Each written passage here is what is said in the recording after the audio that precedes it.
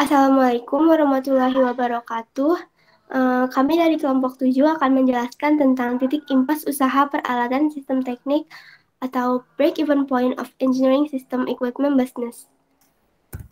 Sebelumnya, saya akan memperkenalkan anggotanya terlebih dahulu.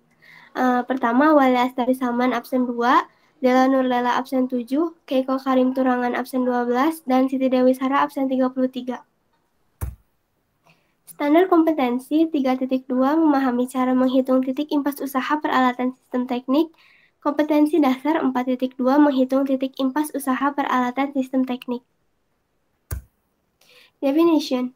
Break-even point atau BEP adalah suatu keadaan di mana perusahaan dalam operasinya tidak memperoleh laba dan juga tidak menderita kerugian atau dengan kata lain total biaya sama dengan total penjualan, sehingga tidak ada laba dan tidak ada rugi.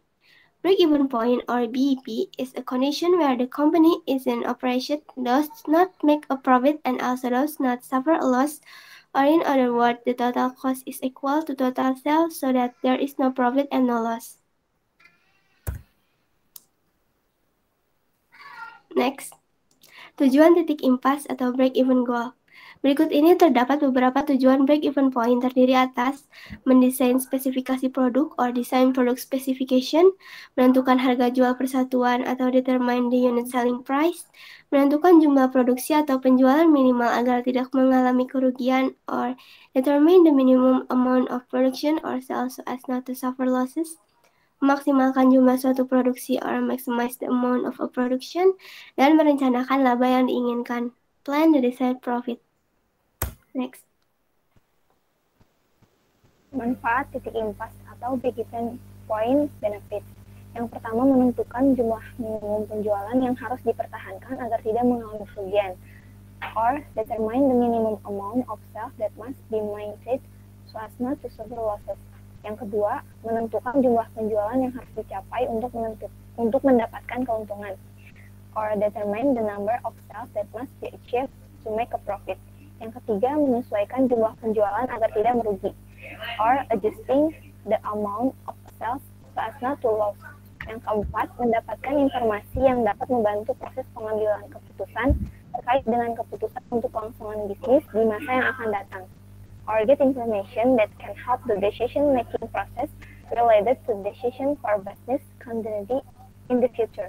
Yang kelima, mengetahui perubahan harga jual, biaya, dan volume penjualan. Or knowing change in selling prices, cost, and sales volume.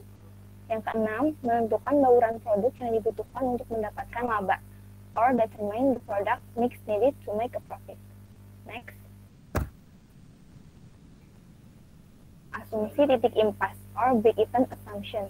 Analisis break-even point sangat penting bagi manajemen untuk mengetahui hubungan antara biaya, volume, dan laba. Khususnya informasi mengenai jumlah penjualan, minimum dan besarnya penurunan realisasi penjualan dari rencana penjualan agar perusahaan tidak menderita kerugian. In English, break-even point analysis is very important for management to find out the relationship between cost, volume, and profit, especially information about the minimum amount of sales and the magnitude of the decrease in sales realization from the sales plan so that the company does not suffer losses. Analisis break-even point membutuhkan asumsi tertentu sebagai dasarnya. Bila asumsi dasar salah satunya mengalami perubahan, maka akan berpengaruh pada posisi titik impas, sehingga perubahan tersebut akan berpengaruh juga pada laba perusahaan. In English, break-even point analysis requires certain assumption as a basis. If one of the basic assumptions change, it will affect the break-even position, so that this change will also affect the company profit. Asumsi titik impas, break-even assumption. Terdapat beberapa asumsi dasar dalam analisis break-even point, yaitu salah satunya faktor yang mempengaruhi biaya adalah perubahan volume. The only factor that affect cost in the change in volume. Manajemen menggolongkan setiap biaya atau komponen biaya gabungan, baik sebagai biaya variabel maupun biaya tetap.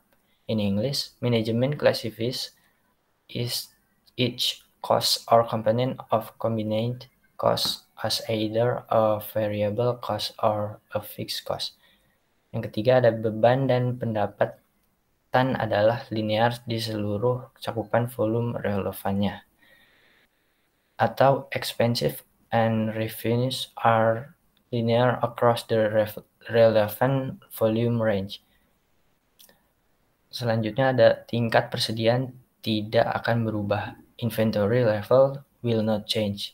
Yang terakhir ada penjualan atas gabungan produk tidak akan berubah.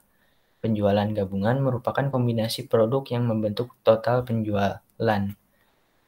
In English, the sales of the product mix will not change. The combined sales are the product combination that make up the total sales. Selanjutnya ada kegunaan titik impas atau use of break-even point. Telah dijelaskan sebelumnya bahwa analisa break-even point sangat penting bagi pimpinan perusahaan untuk mengetahui pada tingkat produksi beberapa jumlah biaya akan sama dengan jumlah penjualan. Atau dengan kata lain, dengan mengetahui break-even point, kita akan mengetahui hubungan antara penjualan, produksi, harga jual, biaya, rugi atau laba, sehingga memudahkan bagi pimpinan untuk mengambil kebijaksanaan.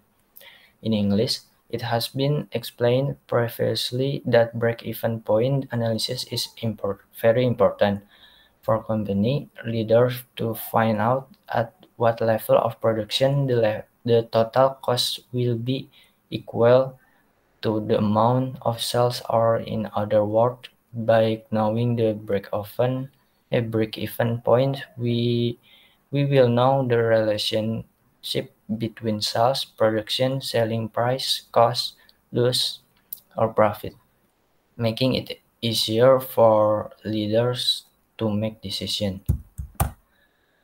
Rumus titik impas atau break-even formula. Yang pertama ada rumus BEP rupiah, yaitu rumusnya total fixed cost dikali harga jual unit per unit dibagi harga jual per unit dikurangi variable cost. Yang kedua ada rumus BEP unit, yaitu fixed cost dibagi harga jual dikurangin variable cost.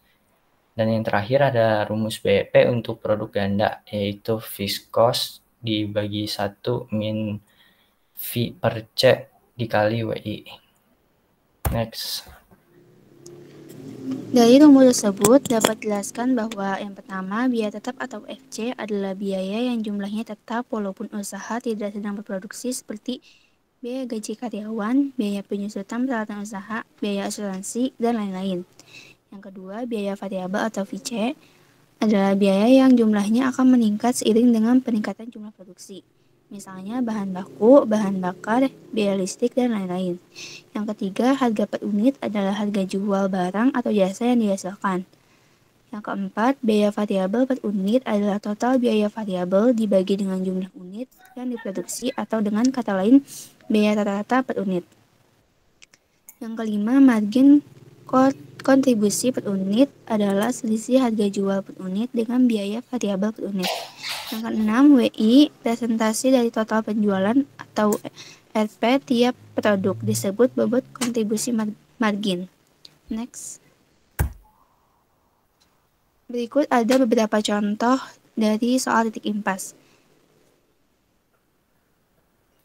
Ini soal yang pertama. Dan ini soal yang kedua.